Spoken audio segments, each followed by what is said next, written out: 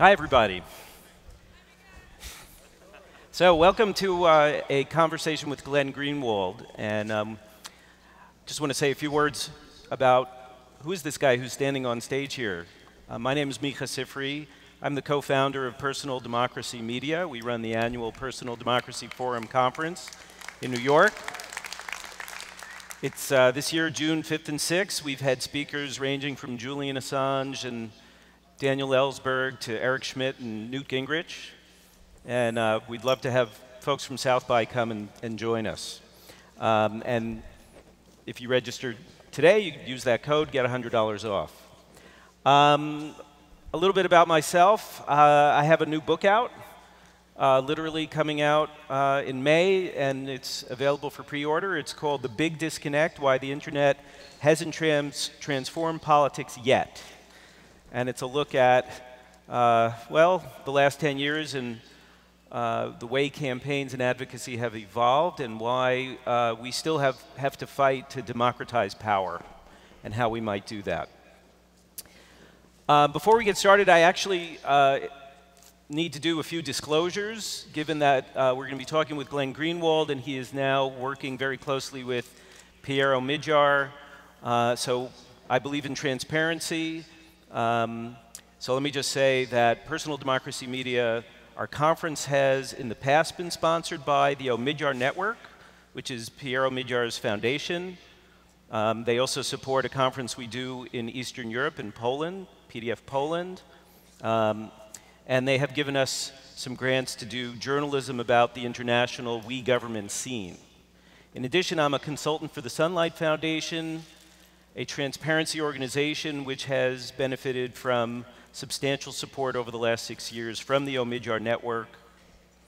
And I've also done some consulting for the Democracy Fund, which is a new foundation that Piero Midjar started. And these have been smaller projects, basically technical support for nonprofits in the United States. Hopefully that's enough for Pando Daily. So, now to Glenn. The topic for this hour is the future of journalism, politics, and civil liberties. And let me just say from the outset, I'm going to be bringing in some questions from the audience using the hashtag #AskGreenwald. So tweet those questions in using that hashtag. We're going to be watching them, and we'll get to them in the last 15, 20 minutes of the hour.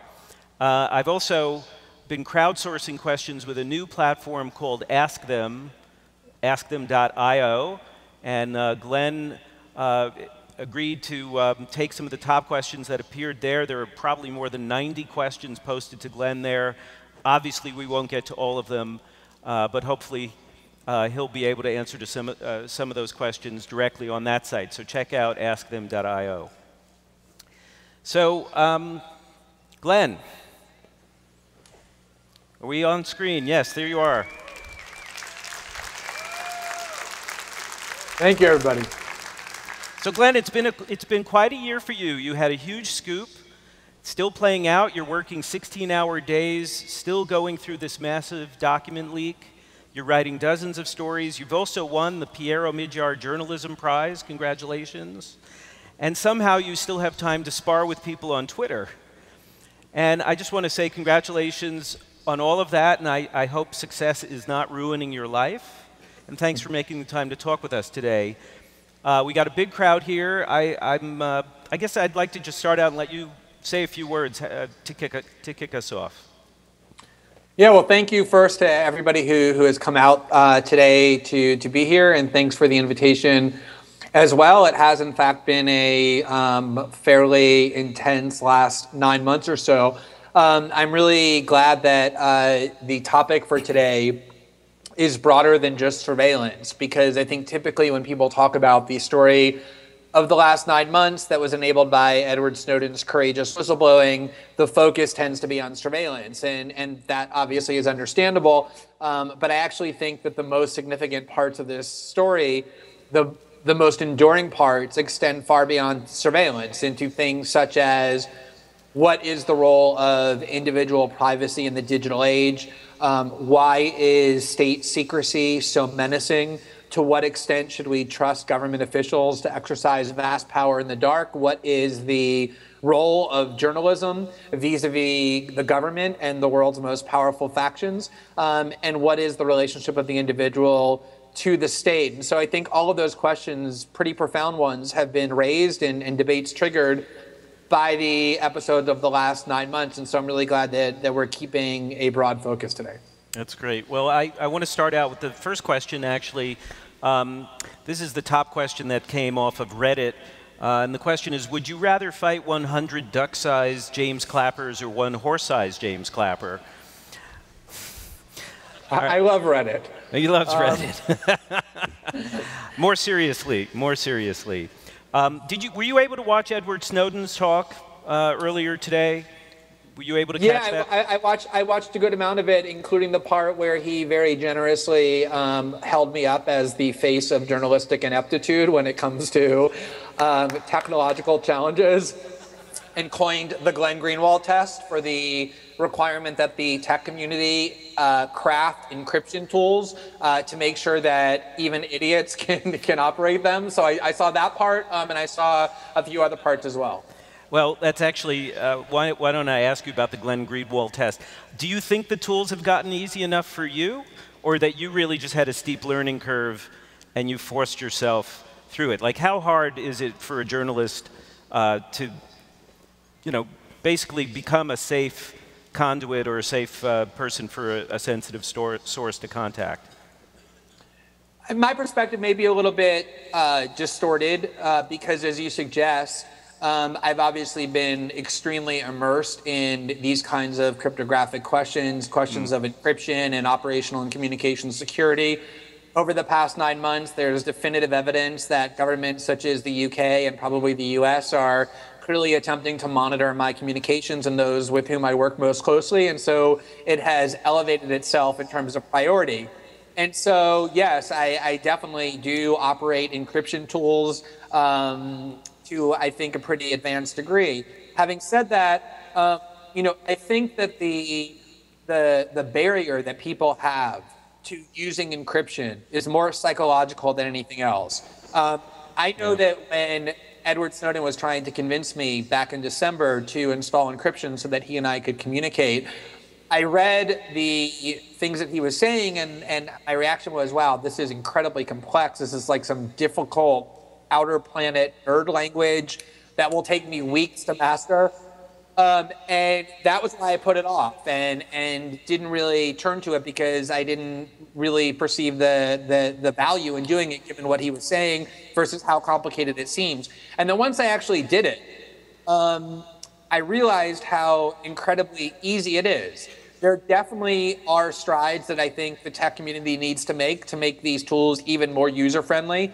But I ultimately saw that my view at the time that this was some kind of really inaccessible and difficult skill was really just more psychological than anything. It actually is quite easy to use. I have mastered all of these encryption tools, and that should be good encouragement, as Edward Snowden suggested, to everybody else to realize that they could do it too. Yeah, well, I agree with you. I've forced myself to learn some of these as well. I think actually the bigger challenge, as Bart Gellman said this morning, is it's not so much the tools as changing your own habits and realizing that you are actually breaking with your normal, participating in open culture. You actually have to become a much more secretive person, and one mistake can trip you up completely. So it isn't so much the tools as it is your own habits that have to change too. I was really struck that in the session that Snowden did, how much he talked about the need to toughen encryption at the company level as the response that he was really pushing. And maybe that was because we're here at South by, it's primarily a techie audience, it made sense.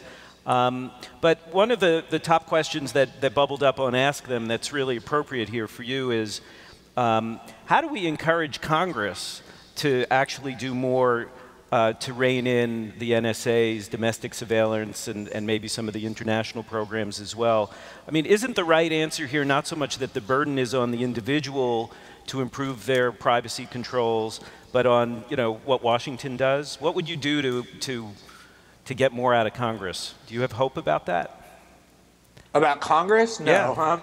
You know, I think in theory you're right? That in this kind of ideal, pristine, democratic world, we have representatives in Congress who take an oath to safeguard the Constitution and to represent our interests, to exercise oversight over the intelligence community. They're the ones who are paid to focus on these things. Individuals are not. We all have our lives that we have to go and focus on. And so, of course, in theory, it is the role of Congress, first and foremost, to exercise oversight and to impose restraints on this out-of-control behemoth that has become the surveillance and national security states. In practice, however, none of that is going to happen. None of that is realistic. The national security state in Washington has so completely perfected the art of co-opting and capturing whatever safeguards are created that they're very adept at instantly turning them into further tools for their own power rather than what they're intended to be. And the best example is probably the Senate and House Intelligence Committees, which were created in the wake of the Church Committee's findings that there were these decades-long abuses on the part of the CIA and the FBI and the like, the NSA. And very quickly, the people in those communities figured out how to install the most slavish loyalists as the heads of those committees, so that those committees not only failed in their design function or ostensible function to exercise oversight, but they became the reverse. They became the leading enablers. So you have Mike Rogers and Dianne Feinstein, the chairs of the House and the Senate committees, who are the leading apologists for the NSA, who wake up every day and think about how to trick Americans into believing that there's going to be a reform when in reality it's just going to be designed to strengthen the NSA. So I think even reform, genuine reform, of the kind that Ron Wyden talks about, is really a very small part of the picture. I do think that individuals have the principal obligation. I think people who work in sensitive areas, like lawyers who have to protect the secrets of their clients, or journalists who have to protect their sources, or human rights workers who have to protect their informants, have a particular obligation to safeguard their communications with encryption and other tools.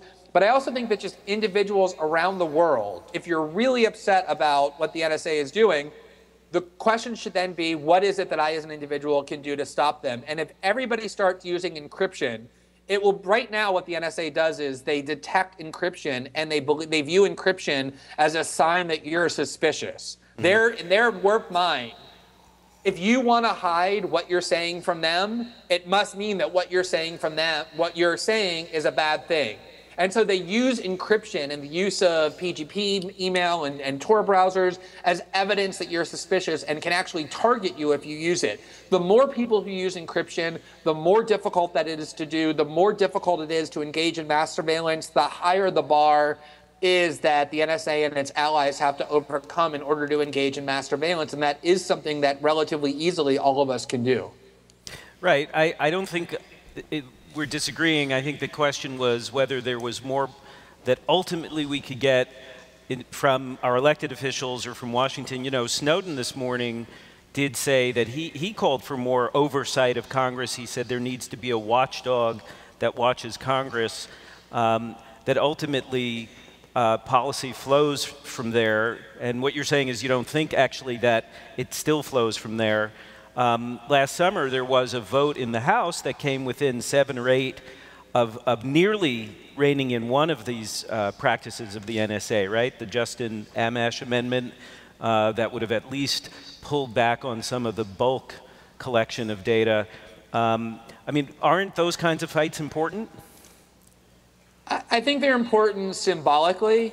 I think, for example, that amendment, which was co-sponsored by John Conyers, was incredibly significant in the sense that it attracted this very unusual trans-partisan, trans-ideological coalition of people from across the spectrum who said that the NSA had gone way too far, and for the first time since the 9/11 attacks, there ought to be meaningful constraints.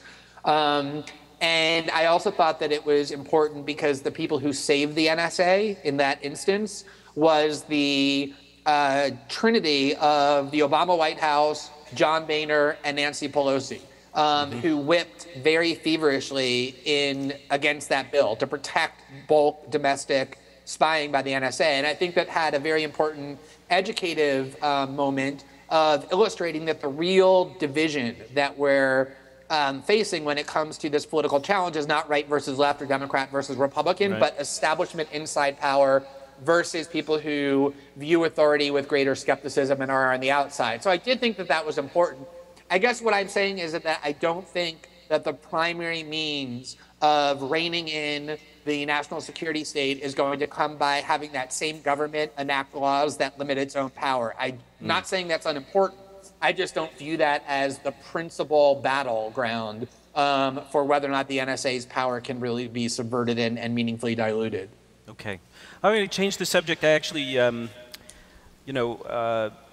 Assange said something interesting in his talk at South by, where he described people like you and Laura Poitras as a new kind of refugee or even exile.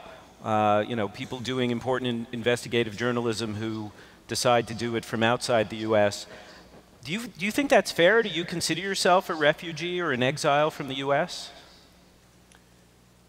I'm not sure I would use those words just because they're a bit melodramatic and maybe don't quite capture the situation. I agree completely. I heard what Julian said. I agree 1,000% with the core point that he was making.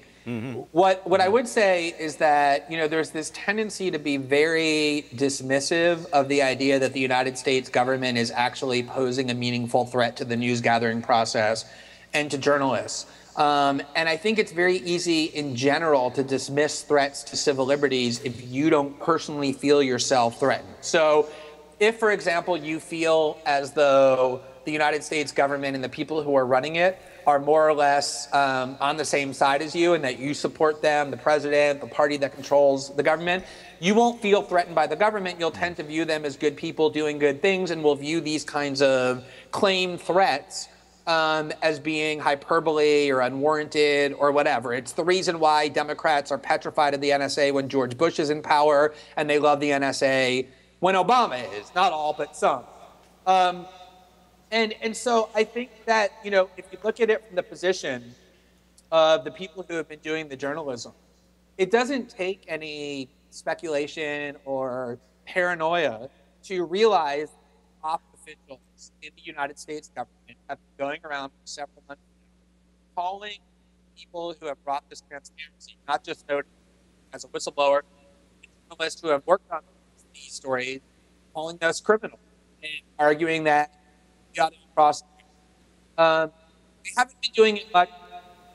Sort of the people who are doing the standard kind of reporting, like Mark Ellman, who has done a great job on reporting these documents, but has done so within the Washington Post. He didn't go to Hong Kong to meet with Snowden. He didn't go around the world publishing stories with newspapers around the world the way that Laura Poitras and myself have done.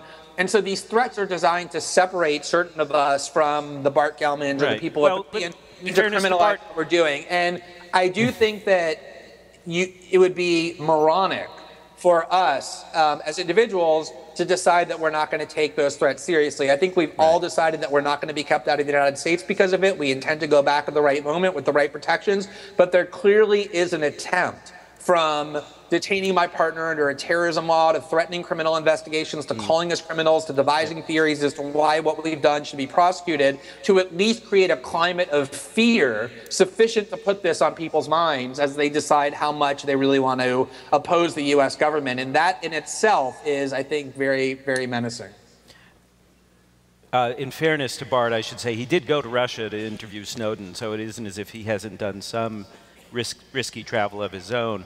I just want to quickly on that. I don't mean it all to suggest that Bart's work has been in any way less than ours. All I'm saying is that the theories that the Obama administration was working on before the whole Snowden episode began to criminalize journalism was the argument that journalists who work too closely with sources are actually guilty of aiding and abetting their crimes. That was the theory they applied to James Rosen in the Fox News case. It was what justified them going through the AP emails and telephone calls. And so that particular theory, I think Laura and I and Ewan McCaskill at The Guardian are more vulnerable just because of the amount of time we spent with Snowden in Hong Kong prior to and during the leaks. Bart has been intrepid and a great reporter on this case, and I certainly am the last person to ever suggest anything else. So you just won, along with Laura and Ewan and Bart, the George Polk Award. Congratulations. They're giving the award on April 11th in New York City. Might we see you in Manhattan that day?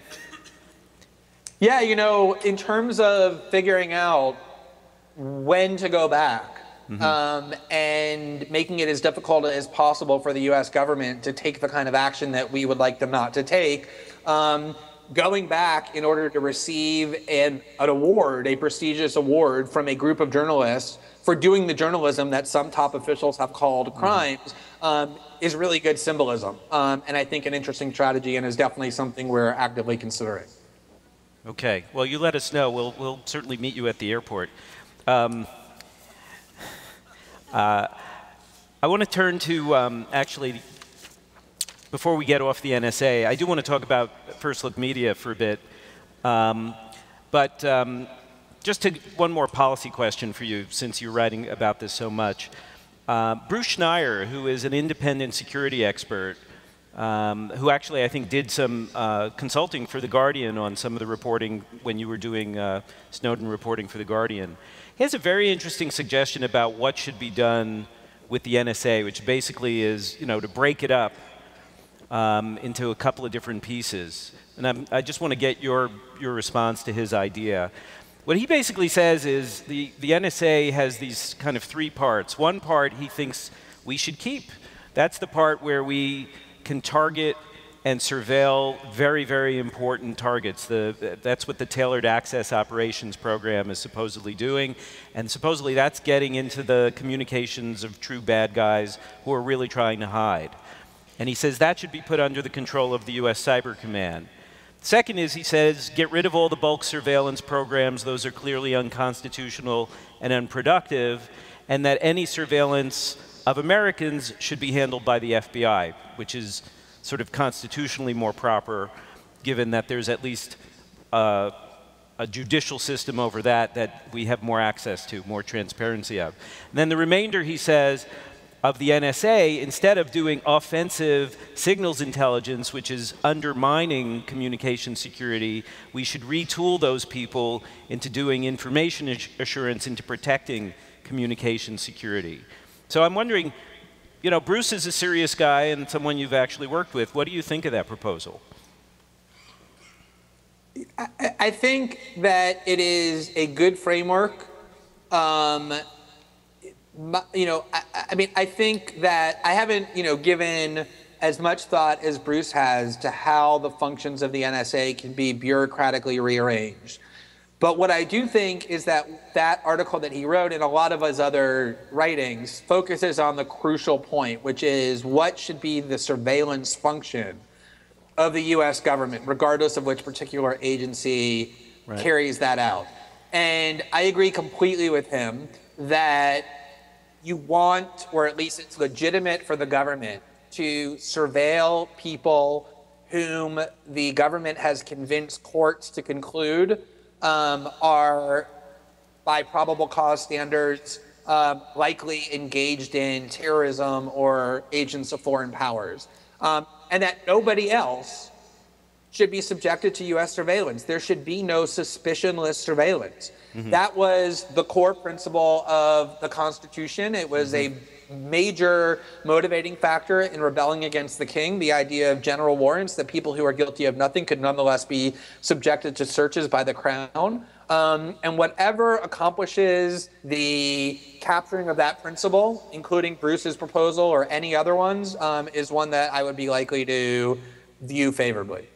So along with that, do you also think that the US government does need to keep some secrets? And how would you, you know, what kind of mechanisms do you think a free society needs to use to maintain secrecy? Right? How do you balance those two in your ideal world? So, you know, obviously I think the US government has the right and ought to, in certain limited, narrow cases, keep secrets. And the evidence of that is that I have not taken all of the documents that Edward Snowden gave me and just published them all at once online. In part, I haven't done that because he insisted that I not do that when he gave those documents to me. In part, I don't think it would be effective to do that, but also in part, there are certain things in the documents that I don't feel comfortable publishing, including the raw communications of individuals that the NSA has collected, or the names of people that the government internally has accused of all sorts of horrible things without evidence. I would not feel comfortable smearing them. I wouldn't feel comfortable helping foreign states augment their surveillance capabilities. But I think that the important framework here is that the presumption about secrecy has been radically reversed. And this is really the core of the problem. In a healthy democracy, the presumption is that everything that those in public office who wield public power do ought to be transparent. That's why they're called public servants, and that's why they're called public officers. And in very narrow cases, the things that they do can be kept secret. The nuclear codes, the people they're investigating for crimes, a very narrow set of information that is legitimately maintained as secret. For private individuals, everything that we do ought to be private, which is why we're called private individuals acting in the private realm, with very narrow exceptions, such as when the government goes to a court and convinces them there's probable cause to believe we've committed serious crimes. That is how a healthy, balanced democracy functions. We have radically reversed that so that virtually everything the government does is now secret. Everything almost is reflexively marked secret, even the most banal documents. I've read top secret documents in this archive that are top secret, that are unbelievably boring, and that contain nothing but banal public information because they just have an obsession with keeping everything they do secret. Meanwhile, we as private individuals, almost everything we do is now under a microscope and is transparent as a result of the surveillance state. And so whenever I'm asked about what is the proper line of privacy, it's so far over in the direction of excessive state secrecy that all I want to do is push it as hard as I can in the other direction. And at some point, when it gets in the same universe where it ought to be, I'll start thinking about exactly where that line should be drawn. Okay, that's fair. Talking about the Snowden, you have a book coming out in a month, right? It's actually the first week of May. Oh, okay. It got pushed back a little bit. Are you done writing the book, or you're still working on it? I am mercifully done writing it. Oh, good for you. So, and how far are you through the files themselves? I read a piece by Jeff Dyer in the Financial Times, which I think met with you a couple of weeks ago, and you said you were about halfway through at that point. Are you done going through all the files, or you're still wading through some that you haven't read?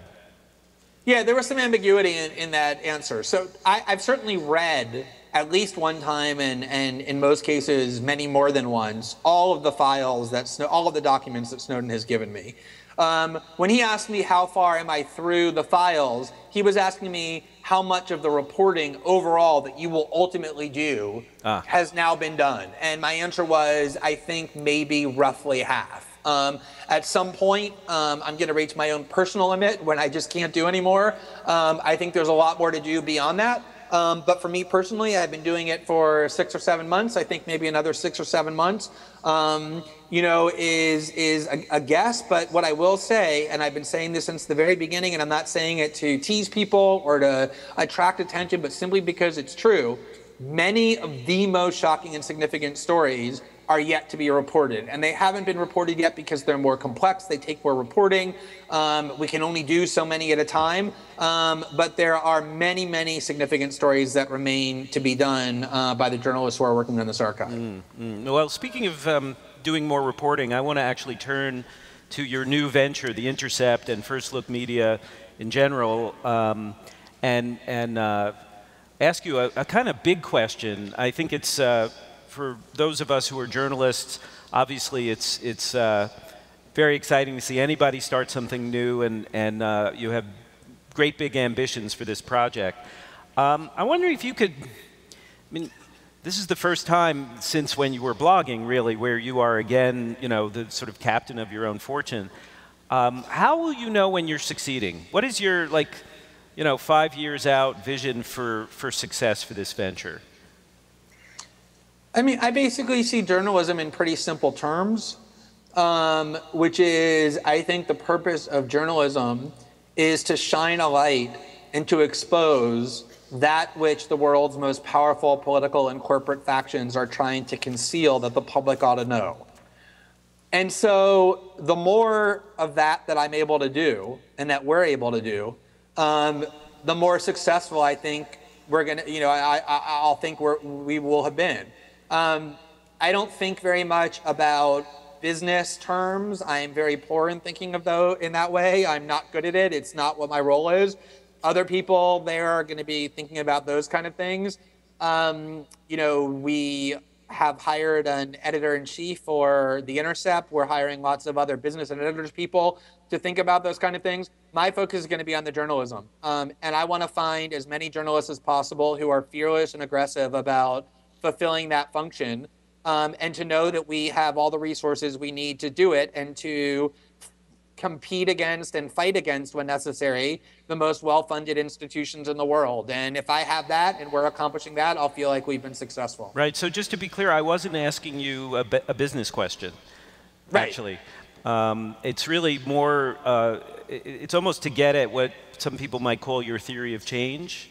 Like, does shining a light, as aggressively as you can do it for you, or is it also succeeding in getting things to be changed? I have always seen my desire to do journalism and to be involved politically in the time that I've been doing it full time, which is the last 7 years, as the primary metric that I use for determining efficacy is how much change you're able to generate. I don't just see my role as disclosing some information and then walking away and letting other people decide what should be done about that. I see disclosing information as a means to an end. And I've done a lot of things beyond what is supposed to be the traditional ken of journalism. So, I think that even though you're seeing journalism instrumentally, you still have certain obligations. You need to make certain that what you're reporting is very factually reliable, that you're not picking and choosing among facts based on what serves your political interest or agenda, simply because having credibility and having people believe what you're reporting requires that you prove that you're reliable in that way. But I don't look at journalism as some kind of final perfected art where you just do it and walk away. I see it as just part of our broader obligations as citizens and human beings to do what we can to make the world a better place as we perceive that. Is First Look going to keep sharing the way you were sharing some of the Snowden files with other journalists at other publications? Is that going to continue, or is that now you're basically focusing on delivering the work yourselves? No, it's definitely going to continue. I do think that one of the underappreciated aspects of what has happened over the last 8 months is this new model of journalism that got created that was actually pioneered by WikiLeaks, which is the model that we followed and modified to adapt to our particular situation. But I think The Guardian, for example, deserves a huge amount of credit, because I went to them and I said, I don't think it's appropriate to monopolize these documents by publishing everything here.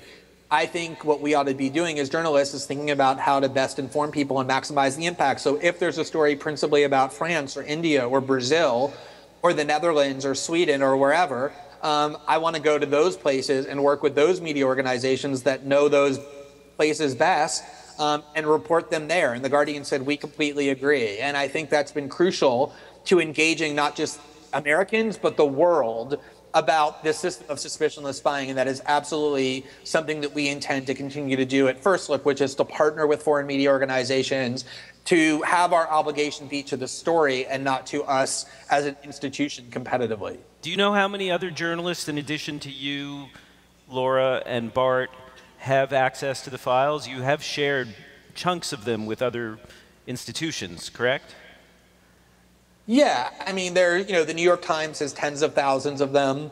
The Guardian has tens of thousands of documents. The Washington Post through BART has tens of thousands of different documents. There are lots of journalists working at First Look, or at least some, who now have full unfettered access to the archive.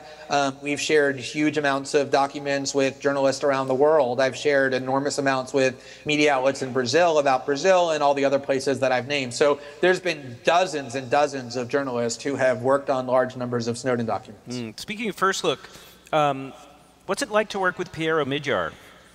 Can you tell us a little bit more about what that working relationship is like?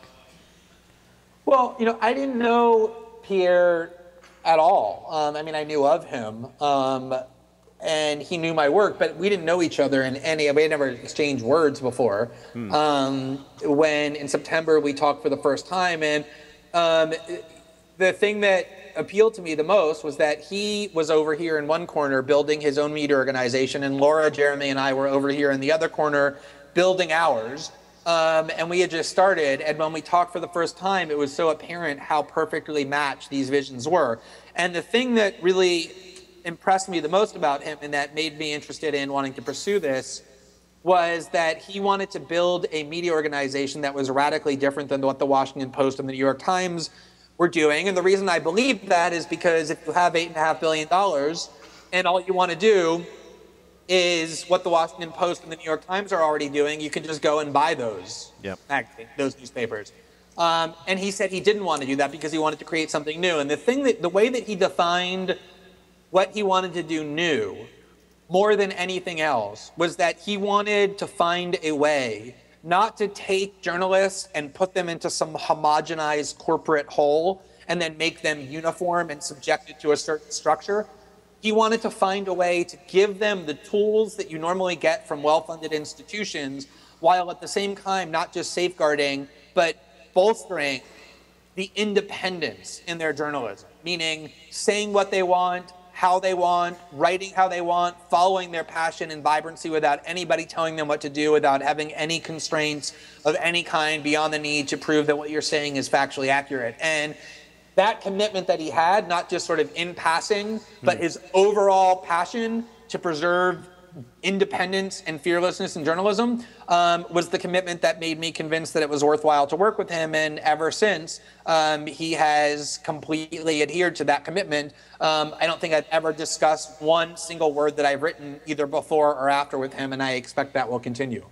So one more question about First Look. I think it was in your dialogue with Bill Keller, you said that you might actually hire some conservative journalists, that you weren't going to necessarily have just one ideological side represented. So I want to ask about that, and also one of the questions that bubbled up on Ask Them was, when is First Look going to hire more women and people of color journalists? So why don't you take those both? Yeah, good. My answer to that, to both of those, is the same, or very similar. When Laura, Jeremy, and I created the vision for what we were wanting to do, diversity wasn't just something that we knew we had to check off at some point in the future. It was really the thing that we wanted to make the centerpiece of what we were doing, because we wanted to build something very different. And we have, I think we have 12 people on staff, which is a very small number, and that includes Liliana Segura, and Marcy Wheeler and Murtaza Hussain. We just hired our general counsel, Lynn Oberlander, from The New Yorker. We didn't, when we launched, fulfill the diversity vision that we had set out. And mostly that was just a matter of luck. The women who we were pursuing, the people of color who we were recruiting, it just took longer to sign. We actually have 2 announcements that we're making tomorrow of 2 excellent writers who will significantly improve our diversity count, and we intend to make diversity a major factor in what it is that we're doing. The reality is that we launched earlier than we were really ready to launch, because we were in this sort of bind where we couldn't wait more months because we're sitting on this massive story that we owe an obligation to report. And so the idea was, people have made jokes like, oh, look, there's the $250 million WordPress blog, and things like this. And the reason is because we knew we were launching in this very preliminary, limited way. We said, this is not who we are. We're simply launching now to have a place to do NSA reporting. And then as we finally build our infrastructure, we hire editors, we hire the reporters that we want. Within a few months, that's who we're really going to be. And the commitment that we made to ourselves, which is not just to be as diverse, but more diverse than every other media organization of similar size and stature, is one that we will absolutely fulfill and are in the process of fulfilling. And I think we're going to be very proud of that. Okay, so we'll be watching. We're coming down on the last 20 minutes, and I definitely do want to start to get some of the Twitter questions into the mix. But speaking of Twitter, you spend a lot of time on Twitter for somebody who's doing all the other things that you're doing. And I'm wondering if you might, first of all, tell us why you do that, whether you think it's genuinely a good use of your time, and whether you think it's something you would recommend other journalists to do too. You know, it's funny, I get that a lot where people say, God, you spend a lot of time fighting with people on Twitter. And the funny thing is, if you actually go and look at the number of tweets that I've actually written, which is obviously recorded, it's probably average compared to other journalists, or probably even less. I mean, there are lots of journalists who have double, triple, quadruple the number of tweets that I have. That said, it's funny, I think like 3 or 4 years ago, I went on C-SPAN and the caller called up and said, is Twitter ruining the political discourse? Because everyone has to, and I put on my grumpy, sort of Luddite hat, and I agreed with the caller, and I said, Twitter is the bane of all existence, and to have to express yourself in 140 characters is going to stunt political discourse. And then 3 months later, not only was I on Twitter, but was really actively using it. And, I actually do think it's a really good medium. And I think it's good because of this. One of the biggest and most important differences to me between online journalism, internet journalism, and say establishment journalism of 15 years ago is that when if you're Maureen Dowd or Tom Friedman, and you used to just write columns for the New York Times twice a week, you would never hear from your readers, and certainly not critical comments. You would hear from other journalists who think exactly like you. At most, you would get letters to the editor, which if they were critical, they would just be laughed off. But mostly these were completely insular people who spoke to the world in monologue form. They were on a hilltop. They imparted their wisdom to the passive readers and crowd down below. The internet generally, Twitter specifically, has completely reversed that. So that now, if you are a journalist with any kind of an influence or platform, you're going to constantly hear from people in a very direct way. People with no status or no platform themselves, anonymous people, but who have a lot of important things to say. And I think it's a really important form of accountability. If you want to assert to the world that you have something that's worth listening to, you interact with your critics. And not just your critics who have status and who are other journalists, but just critics out there who listen to what you're saying and have things to say. You definitely have between good faith and bad faith critics, people who are just angry or bitter and aren't really interested in dialogue. But I've always been, still am, who interact with a lot with commenters, who write things in response to the articles I write. I answer their questions, I respond to their criticisms. I see all of that as a resource and not a nuisance. I try to manage the time better on Twitter. I think I spend less time just in futile interactions, the kind you just go back and forth with a few followers in an egg picture who probably just created a profile just to like harass you and waste your time. I've been trying to be better at that, but I do think that online interaction, unpleasant and annoying as it can be, on balance is a really important form of accountability. It keeps you honest, and it in the way that 15 years ago, to their great detriment, always were. Right. Well, presumably we'll see a lot of that on First Look's pages too. Here's a question from Twitter from someone named Pat Stack. He says, the old media outlets may be decaying, but given that they exist, how would you incorporate them into an improved media world? When I first started blogging, I did have this idea that through pressure and shame and the like, that you could improve those large media outlets and rectify their deficiencies. And I do think that the way that the internet has brought about this more interactive model that I just described has mildly changed behavior on the part of some influential journalists. But I more or less quickly realized that far more productive than trying to reform those institutions, which are really designed not to be reformed. I mean, the reason why they serve the interests that they serve is because that's how they're designed. That's who owns them. That's what their purpose is. So trying to reform what can't be reformed in a meaningful way, it seemed a lot more to create alternative structures, to infiltrate them. We're losing you a little bit, Glenn. Okay. How's that? That's better. All right. So you want to infiltrate them when you can. You want to reform them to the extent that you can. But I prefer to devote my energies, and I think other people's energies are more productively devoted to creating alternatives that don't have those deficiencies. And I think the internet and other technologies allow us to do that. Cool.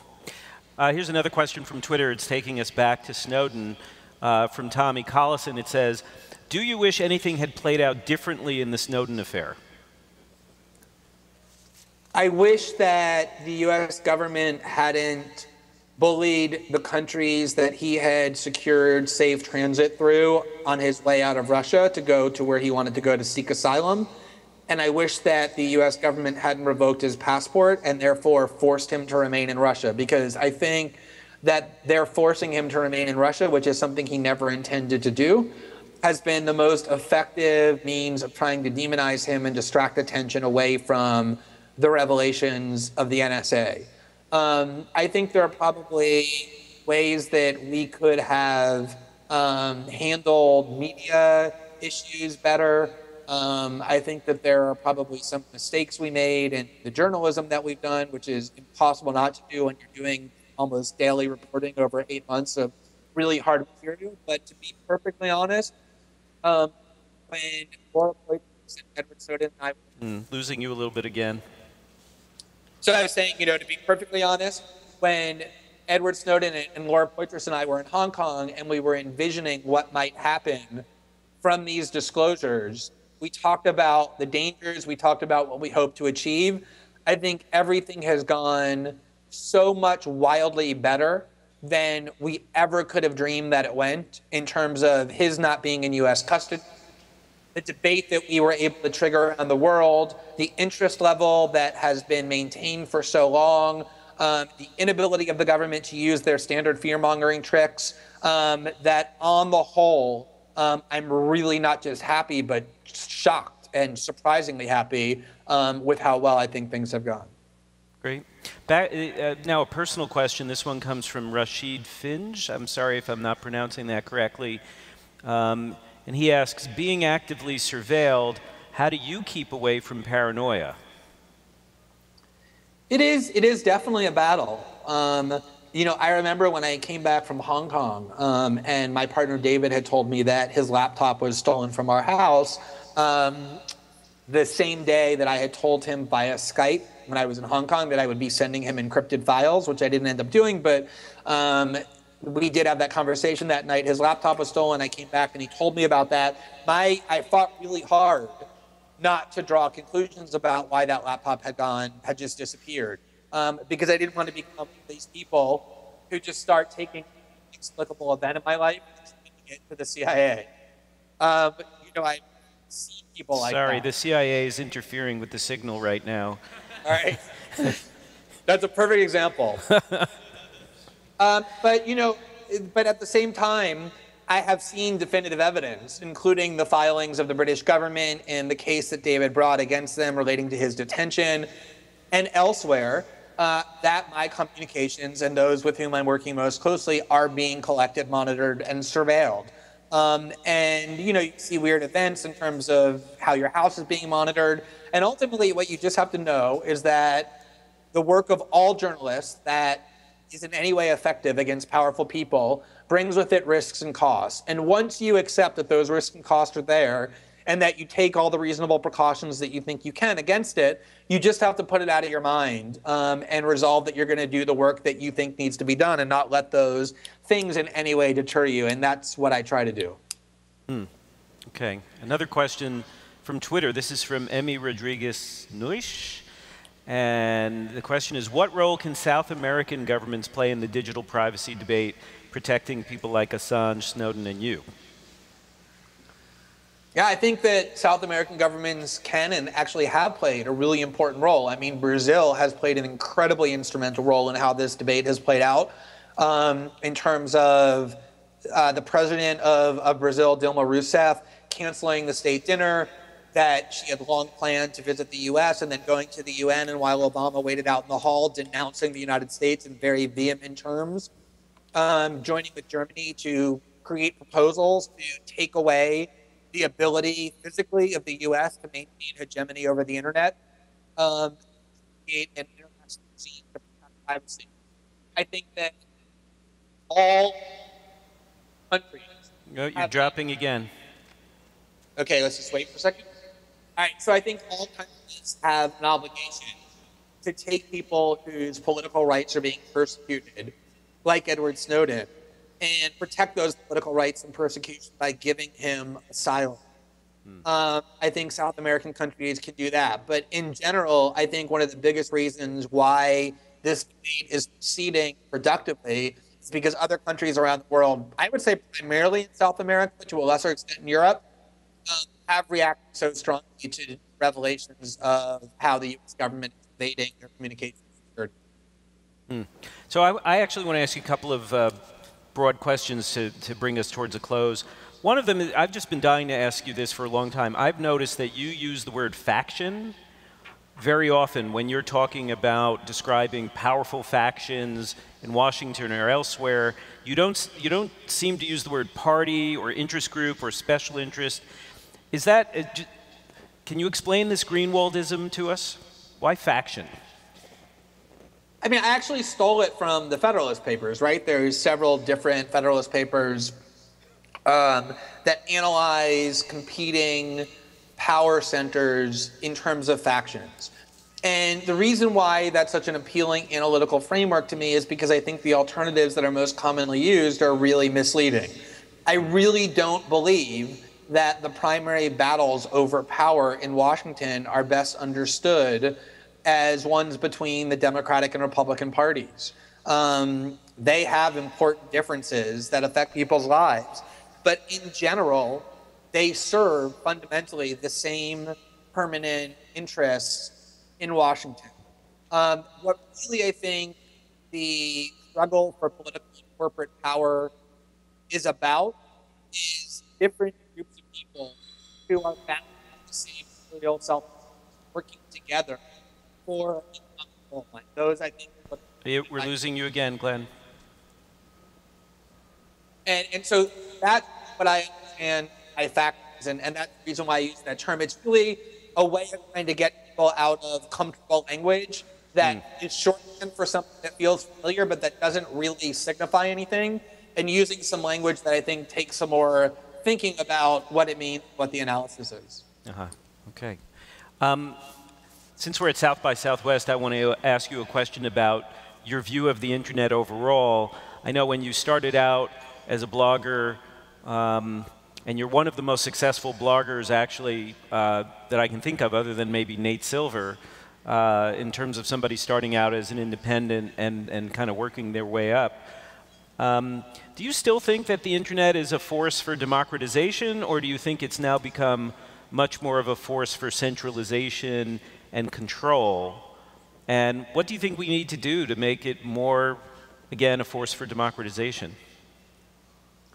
That, to me, is the critical question. And it's the question that I think lies at the heart of what the debate over mass surveillance is about. I think that the internet can, like most technologies that have ever been created, can be a force either for great good or for great evil. The original promise of the internet in the eyes of people who viewed it most favorably, and I certainly share this view of its potential, is that it can be an incredibly liberating and democratizing force. Because you look at how journalism functions, for example, in order to reach large groups of people with your message, you don't need to own a major media outlet. You can start a blog for free and find ways to reach people. It really can level the playing field. It can enable human beings to communicate with one another without the mediation or intervention of just sorting large media outlets. I think it can take people who don't have access to formal education and allow them to be exposed to all of ideas on their own. I think all of those things are true about the internet. The problem is that because we're doing more and more on the internet, and I think this is a really important way that different people think about the internet. I think people who are older tend to think of the internet as this place where you do certain things. It's like you order from Amazon, you send some emails, and that's it. It's just a tool where you do discrete tasks. I think people who are younger see the internet as the place where you explore who you are, where you make friends, where you develop ideas. And I think that increasingly is what it will become. Place where everything that really matters in terms of our intellectual and intimate growth will take place. And so to take that kind of an incident that is where you think and read and grow and learn and understand and convert it into a tool of ubiquitous mass state surveillance really does pose an unprecedented threat. And so I think we're at this crossroads where the internet can be this incredible tool of liberation and emancipation and an equalizing force, or it can be one of the most oppressive instruments of human control ever known. And I think the extent to which we allow it to become a venue of mass surveillance, how we react to these revolutions will go a long way in determining what it will be. So, well, you're getting some applause for that. So we just have a couple of minutes left, Glenn. So I'm wondering whether you have any final remarks you want to bring to the audience about where you're going after you finish with the Snowden reporting that you're doing. Is there a next project that you see on the horizon for you in terms of what you want to focus on, or anything else you'd like to bring up? Well, I mean, you know, the one thing, I mean, I don't have anything specific to announce. I mean, the one thing that I will address is the effect that the sort of Snowden story has had on me in terms of what I think is such an important realization, and will guide whatever it is that I do next. And to me, it's one of the most extraordinary parts of what has happened, which is that if you look at who Edward Snowden was 9 months ago, or a year and a half or 2 years ago when he first committed to the idea of becoming a whistleblower, he was this incredibly obscure individual with no power, no position, no particular distinction. He was just one of hundreds of thousands of employees working for a large corporate contractor in the middle of the national security state. And through this incredibly brave and devoted and passionate act of conscience, he has unleashed in the world this immense ripple effect of radical change, the effects of which we're beginning to understand. And I hope that... Sorry, losing you a little. I really hope and I believe that that will inspire huge numbers of other people to realize the power that as individuals they have in themselves to change the world, and to avoid... Sorry, Glenn, losing you completely here.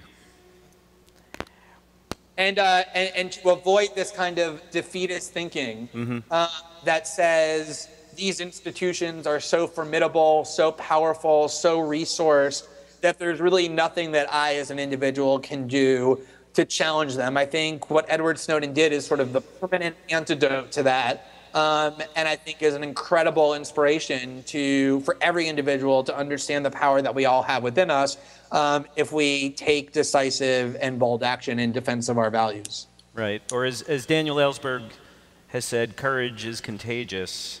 Well, thank you, Glenn Greenwald. This has been a really interesting hour. I really appreciate the time you gave us. Good luck with First Look Media and The Intercept and your new book, which is called No Place to Hide, coming out at the beginning of May. South by Southwest, thanks you for your time. Thank you very much, everyone. Thanks so much for having